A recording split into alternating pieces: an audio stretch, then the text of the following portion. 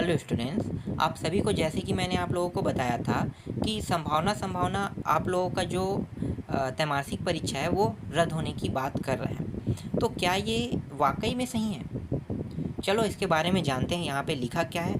तो देखो, यहाँ पे छत्तीसगढ़ में अब पुराने सिस्टम में होंगे एग्जाम कह रहे हैं। ठीक है, 12वीं का अंग्रेजी का पर्चा यूट्यूब में अपलोड होने के बाद परीक्षा रद्द की बात कर रहे हैं। आगे देखते हैं।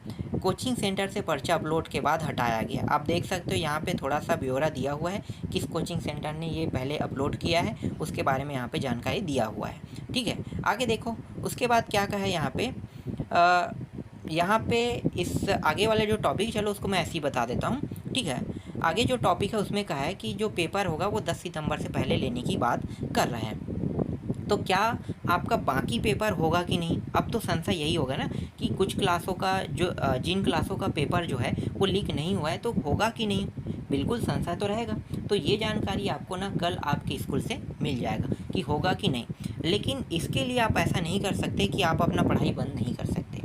12वीं का लीक हुआ है तो 12वीं का एक पेपर लीक हुआ है, इसका मतलब ये है कि एक पेपर को पीछे भेज दिया जाएगा, बाकी पेपर ले सकते हैं। ठीक है, और ये स्पेशली सरकारी स्कूलों में तो ऐसा होता है। सरकारी स्कूल वाले जो गुरुजी होते हैं ना, पेपर को ना लीक होने पर सिर्फ उसी पेपर को पीछे भेज दिया जाता है, बाकी पेपर को लेते हैं। तो ऐसा होने की संभावना है। अगर ऐसा होता है तो अच्छी बात है, अगर नहीं होगा तो सारे पेपर रद्द होंगे।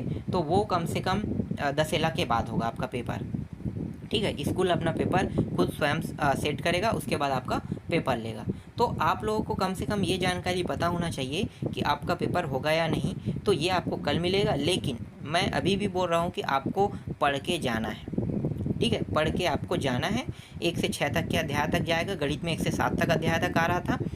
तो जिस पैटर्न में आपको तैयारी करना है, मैंने पुराना जो पेपर मॉडल सेट दिखाया था उसी मॉडल सेट के हिसाब से आप लोगों को देखना है कि कितने अध्याय तक के आप लोगों का प्रश्न आने वाला है। ठीक है, पढ़ाई बंद नहीं करना है। कल आपका पेपर है तो पढ़ो। सिर्फ 12वीं का एक ही पेपर तो लीक हुआ है ना, इसका मतलब सभी पेपर लीक नहीं हुआ है।